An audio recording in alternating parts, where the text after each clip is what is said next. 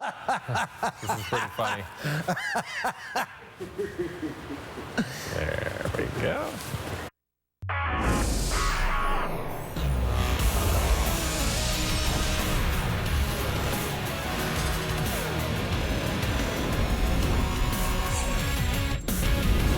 Hey, this isn't the ha-ha hut. One of our old bosses used to say that. Say, hey, it's not the ha-ha hut. Whenever we'd have one too many bits, Yeah. they dial it back 15%. But it is SportsCenter with Jay and Dan, brought to you by McDonald's. Jay is back, well rested, ready to do a great week of shows. Oh, I'm excited about this one. And I love this story about Canadian Chase Claypool of Abbotsford, BC. He's having a great season for the Pittsburgh Steelers. The Pittsburgh Steelers are having a great season. They're undefeated and had a chance to extend that undefeated record against their arch rivals, the Baltimore Ravens, just 54 seconds in. Jim Nantz, classic call, Nantz. First career pick six thrown by Jackson. Robert Spillane with the pick six. Pittsburgh up early, second quarter. Deontay Johnson, Marcus Peters. There's pushing. They're shoving. This continues after the whistle, where Matthew Judon, we've got him circled here, watch. Yeah, you can't do that.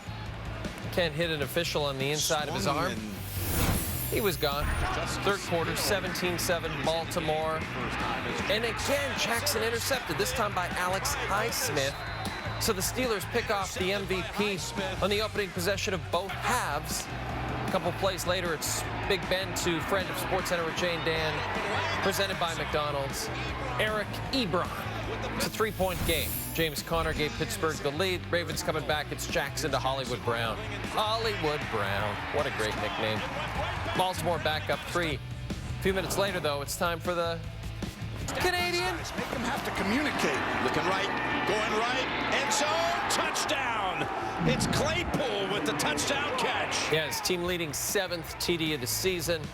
Steelers back up by 4. Lamar and the Ravens need a TD. There's under 2 to go. It's a 4th and 3. Jackson tackled short of the first down. Actually fumbles the ball. 4th turnover of the game. Steelers take over, but they were forced to punt, and they give Lamar and the Ravens the ball back with 52 seconds left. 4th and 2. Midfield, Jackson to Willie Snead. Ravens still have a shot. That's a 32-yard gain. One last play. Again, Jackson looking for Snead. This time it's broken up. The Steelers, hang on. They are 7-0. They match their best start in franchise history. Chase Claypool, he's never heard of losing. Bills hosting the Patriots, still no fans allowed in Buffalo. You know, the Bills haven't beaten New England at home since 2011, opening quarter. Zach Moss given the ball. He decides, okay, touchdown. Gives the Bills their first home lead against the Pats in 4 years. 7-0 Buffalo. Bills opening drive of the third. Josh Allen to Stephon Diggs. Turns upfield. Picks up 41 yards on the play, setting up another Moss rushing touchdown. It's 14-6 Buffalo.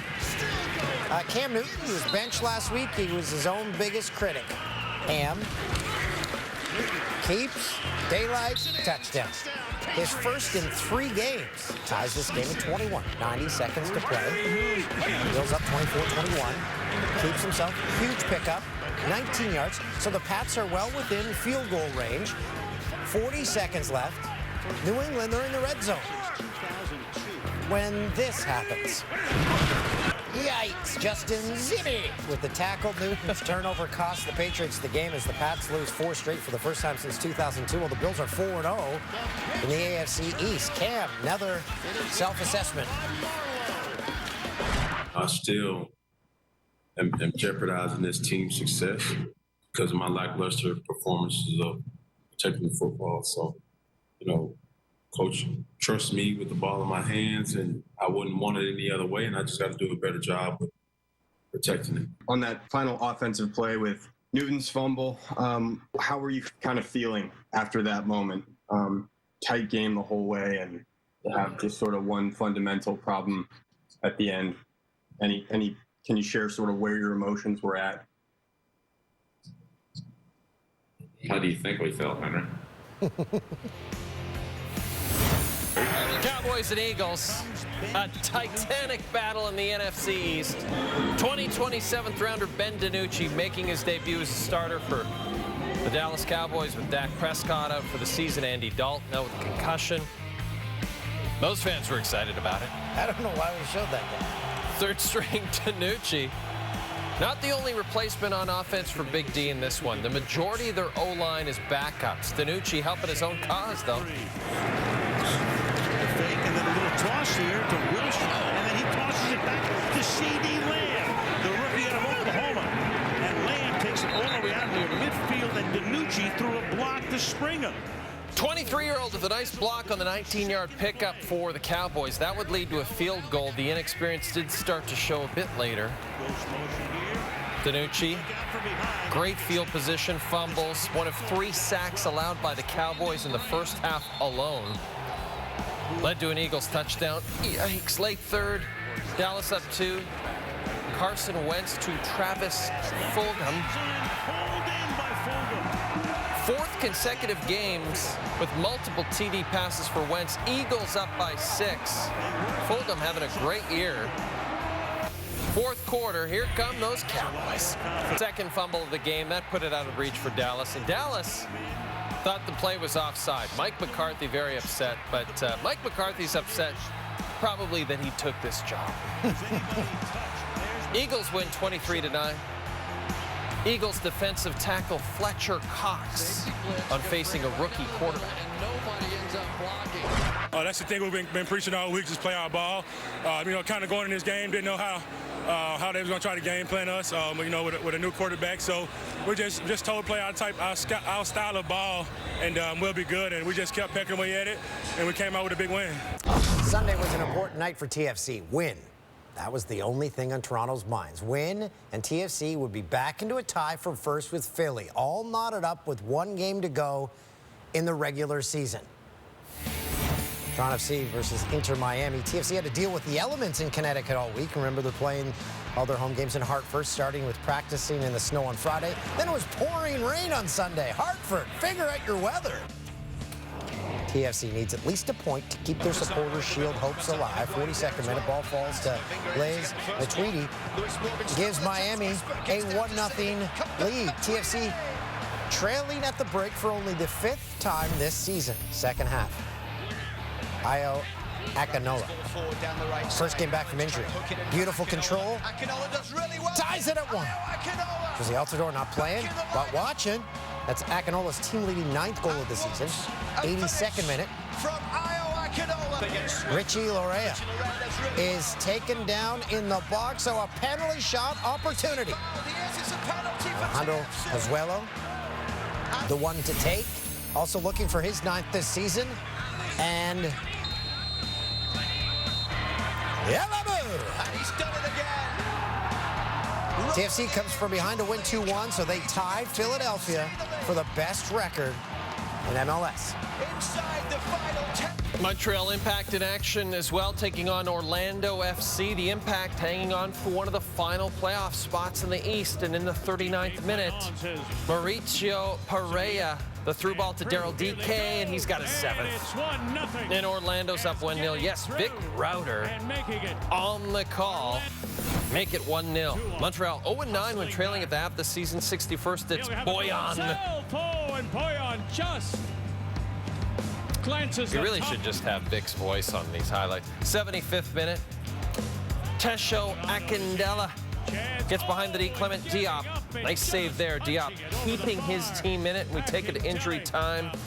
Boyan from just outside the box. Pedro Galase with an incredible stop to keep it out. Montreal has now lost 3 straight. 1-0 the final in favor of Orlando FC. Now on Thursday, Major League Soccer announced not every club will play its 23 scheduled matches. Therefore, playoff seeding will be determined on a points per game basis. That makes it tougher for Toronto to get to that Supporters Shield. They have just 1 game remaining next Sunday against the Red Bulls. Portland and Vancouver Whitecaps found themselves out of the playoff picture after MLS decided to seed teams by points per game. First half, Larry's Mabiala Great chance off the cross. Evan Bush makes a diving save. No score in the first half. 61st. Jimmy Chara. This is a beautiful finish. Colorado beats Seattle while this game is in progress, so more pressure on the Whitecaps to get a point. 80th minute. They're down 1-0. Lucas Cavallini Lovely ball. is stopped by Steve Clark. That was the Whitecaps' best chance. So another blow to their playoff hopes Lucas Cavallini got good contact. He's down as they lose 1-0. That was the chance right there. You have to say it's a very... Still to come. There was a wild finish in Denver. Broncos look to come back down 17 against the Chargers. Those highlights are next.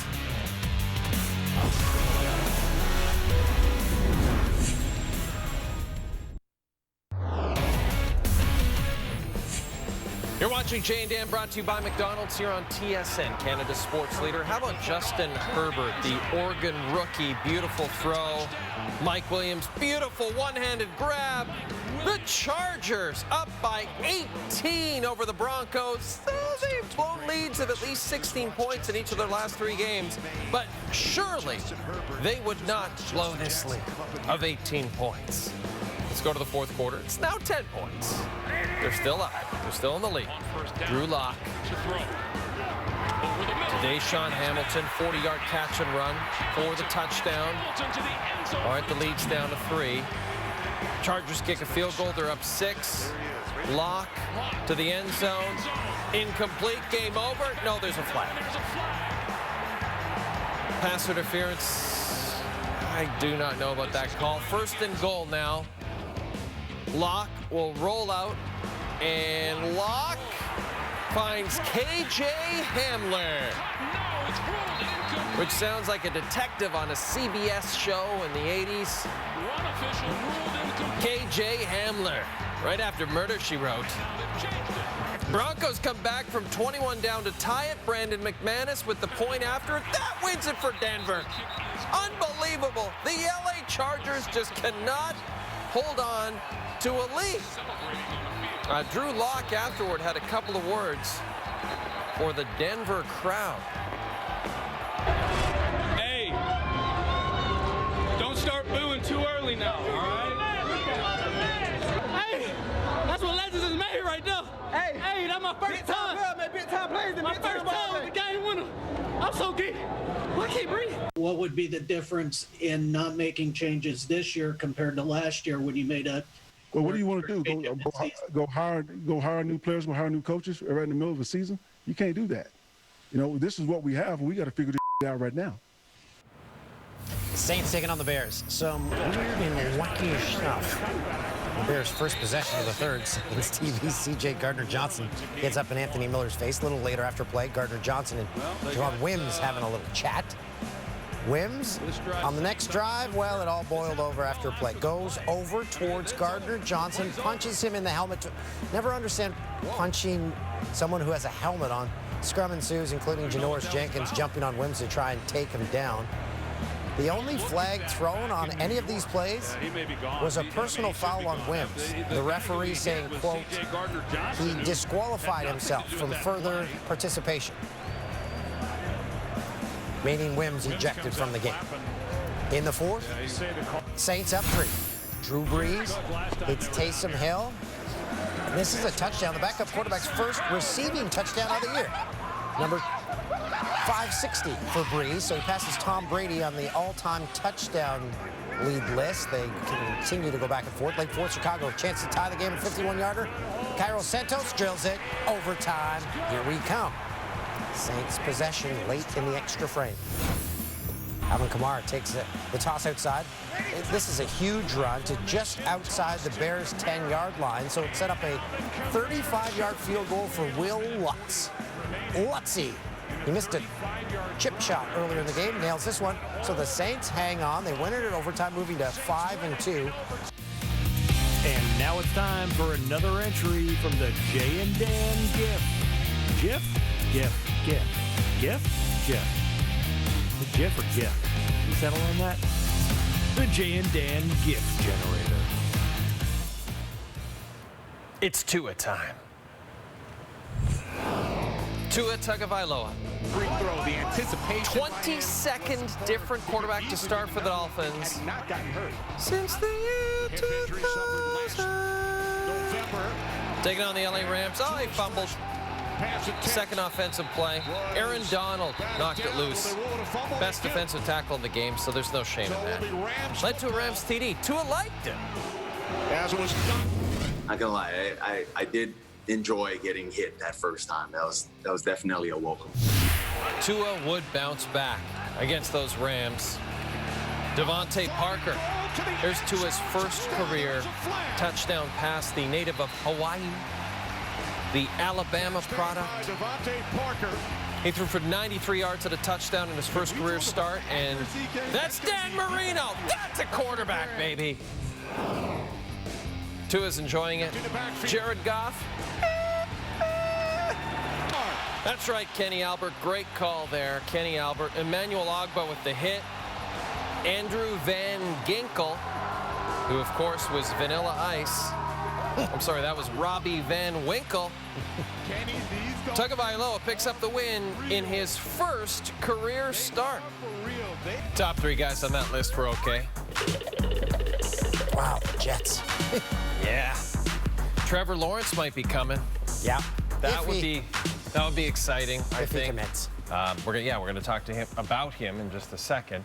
But first, on Saturday, it was made public that Argos linebacker Jeffrey Knox Jr. had been charged with several serious offenses, including attempted homicide in connection with a shooting on October the 23rd in Pittsburgh. On Sunday, the Argos issued a statement in response to the allegations. It reads, on Saturday evening, the Argonauts were made aware of multiple charges being laid against linebacker Jeffrey Knox Jr. in his hometown of Pittsburgh. The club obviously takes these matters extremely seriously, and each member of the organization fully understands the moral expectation and obligation that comes with the privilege of representing the Argonauts.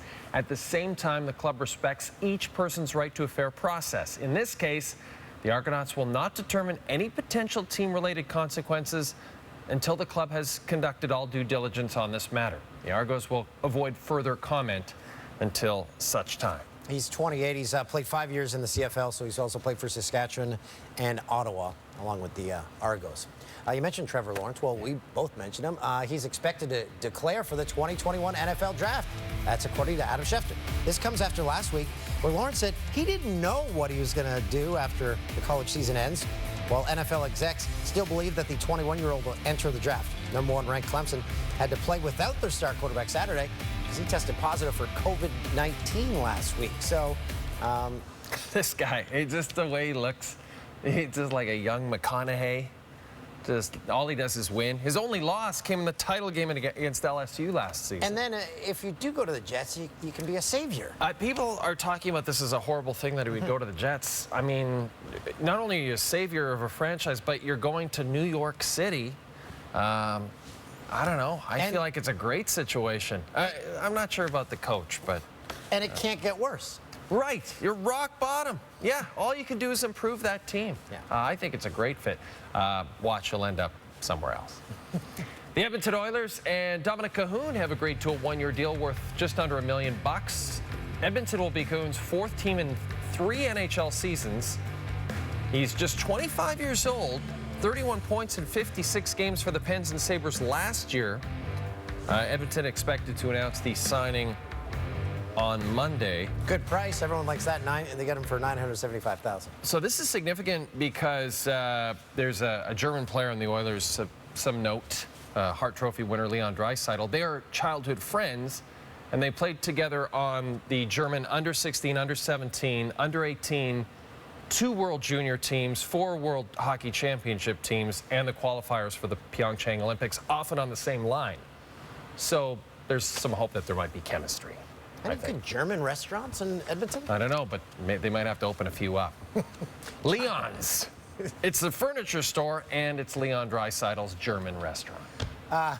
Giancarlo Stanton has decided to opt in to the remainder of his contract worth $218 million over the next 7 years with the Yankees. 30-year-old has battled injuries, playing in only 41 games over the past 2 seasons. Stanton's last fully healthy season was his first season in New York, when he hit 38 homers and drove in 100 runs in 2018. I saw a picture of Stanton. Did you see that? No. It was someone posted it online. I don't know if it's an old picture. And he was eating a Kit Kat, not Oh, it didn't wafer break by them wafer. apart. He like took a bite. I feel like more people are doing that now. Is it just laziness? You can't It's do like, it that I can't way. possibly break these 4 fingers apart. That's not how you eat it. It doesn't seem right somehow. Yeah. Exactly. G-Bone, our producer, said the slogan is "Give me a break." You want to break it apart. I always love when athletes opt in. They know that they are not playing up to the potential of that contract. By the way, Kit Kat should have a new slogan: the candy bar of the sky. It's the only candy bar you can get on a plane. That's right. Air Canada flights always. What is with that? I don't know. Got some sort of deal. The New York Mets have extended a qualifying offer worth $18.9 million to Marcus Stroman. Former Blue Jay has until November the 11th to decide if he'll accept it or become a free agent. He's 29 years old, opted out of the 2020 season due to COVID-19, the pandemic. He didn't have it, but he just decided not to play. Made 11 starts for the Mets in 2019 after being acquired from Toronto at the trade deadline. If Stroman rejects the offer, the Mets will get a pick in the compensatory round from whichever team signs him. This will be interesting because the Mets were just sold, and their new owners have deep pockets, as you would expect. So they might make a splash. They might want to, they hold on to him. So is Bill Maher out? Wasn't he part owner of the Mets? Yeah, he's not the main. What he has Yeah, money. I'm not sure where his shares lie. But yeah, Dan's right. Bill Maher has a stake in the Mets. It's weird, eh? You need a lot of money to be part owner of a baseball team. Yes, so coming up, we've got more from a very busy Week 8 Sunday, including a couple of upsets. You're watching Jay and Dan on TSN, Canada Sports Leader. It's all brought to you by delicious McDonald's. Huge NFC North battle, Vikes, Packers. Huge day for Dalvin Cook and Devontae Adams. First Packers possession, Aaron Rodgers to Adams. Green Bay scored on their opening drive in every game so far this season. Cook is back after missing time with a groin injury, and he's going to take this into the end zone. But the key here is the celebration. He thinks about it and then decides to do the Lambeau leap. There's no one there. There's no one. Cook and Adams would each add another TD. And then early third quarter, Cook, first career 3-touchdown game. I believe that's Kevin Burkhardt on the call. What a play from Cook. First Viking with 4 TDs in a game since 1979. He scored a touchdown on each of Minnesota's first 4 possessions. Finished with over 200 yards from scrimmage. But with less than 3 minutes to go. Oh, this is a good one. Rodgers to Adams. What a throw, what a catch. Third TD of the day for Adams. His first career 3-touchdown game. Green Bay would make the 2-point conversion to cut the deficit to 6. Packers get the ball back. They can win it with a touchdown. And as he throws, Rodgers is hit. Ball comes loose. It is a fumble, and the Vikings would recover. Green Bay lose their first home game in over a year. We could do a Are They Related? Baker Mayfield and Carey Price. You've got to tackle Derrick That's an interesting observation. Let's check out the Titans and Bengals. Joe Burrow escaping pressure. Spotting another rookie, T. Higgins. Keeps the feed in. Burrow ranked 4th among passing leaders entering Sunday. This would lead to a field goal. Bengals up 10 at the half. Third quarter, Burrow, 3rd and 10. This is remarkable stuff here. The poise. Refuses to go down. What? He won't have it. He picks up 7 yards on the play. And then in the 4th on 3rd and 1, he is going to be a good one. Finds Tyler Boyd for the 7-yard score. Bengals keep the pressure on the Titans, who are 5-1 coming into this thing. 2nd and goal, Burrow to Giovanni Bernard. That's a 6-yard score. Burrow, 2 touchdowns, 250 yards. The Bengals get their 2nd win. I think the Giants could get their 2nd win against Tom Brady and the Bucs on Monday night. Well, you'd probably be in the minority, or you'd definitely be a Giants fan. Either way, let's see if the Bucs could match their best 8-game start with a victory. You can see this game on TSN. You can see Jay and Dan after the game.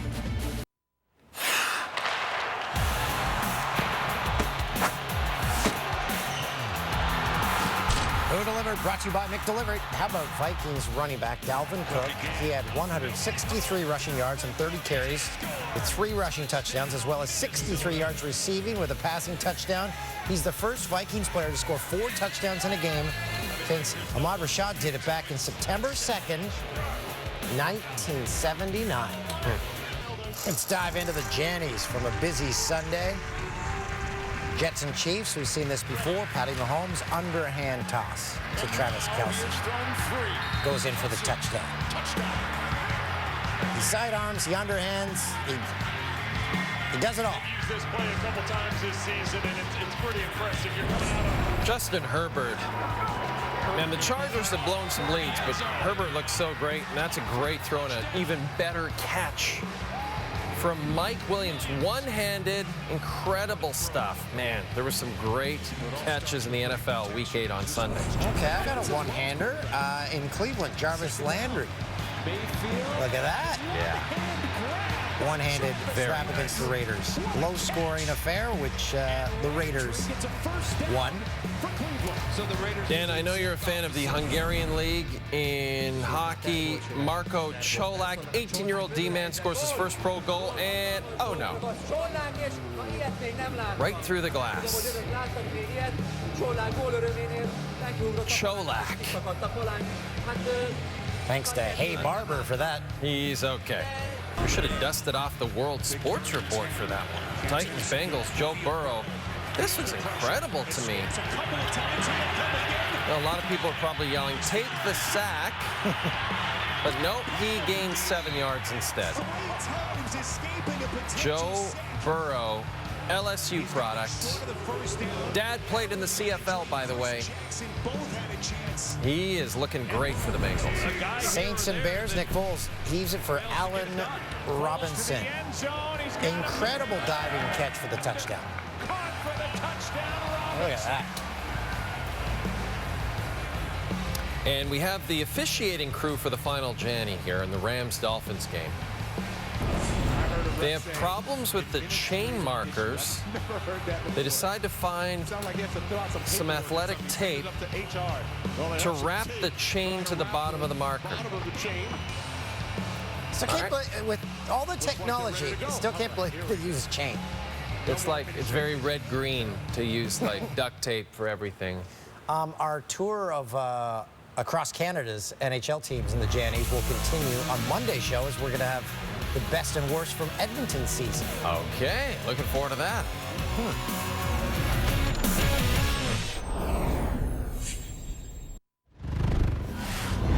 It's the worst play of the day. After an earlier interaction between Bears receiver Javon Wims and Saints safety Chauncey Gardner-Johnson, a couple plays later, check out what happens. Wims rips Gardner-Johnson's chain off and then throws a couple of punches at his helmet, which really were not effective at all, and then got kicked out of the game. Colts Lions. This is the highlight on that. Philip Rivers. Over to Nyheim Hines. Scores. It's a great touchdown, but watch the celebration. A gymnastic-like twisting back flip that sticks the landing. You deserve it after that spin move. What a play. Wow, that was awesome. Yeah, very impressive. This is so exciting. It's Movember for the entire month. We are growing mustaches to raise funds and awareness for men's health. You can visit the link right here and donate, and we can raise a ton of money and hopefully save some lives. So here we go, our first one, and we're going with Dan. And Dan, you are completely cheating. What, did you start this last week? Friday. That's not how it works. You started November 1. Sorry. Let's see. So you're freshly. I think you need to start over. And we're socially. Should I shave after the show? Here I am. Hi. There. Measure your profits. Brought these socially distanced measuring. Yeah, we used to have the small ones, but now we got big sticks. Okay, here we go. You blew it, Dan. You called a Kit Kat a candy bar? Where are you living? What country are you living in? You said Trent Brown plays for the Oakland Raiders. What year are you in? Lots of stuff here, Dan. You said the Broncos were trying to come back from a 17-point deficit. It was 21. Hey, we'll be better tomorrow. See you tomorrow. Some weird and wacky stuff.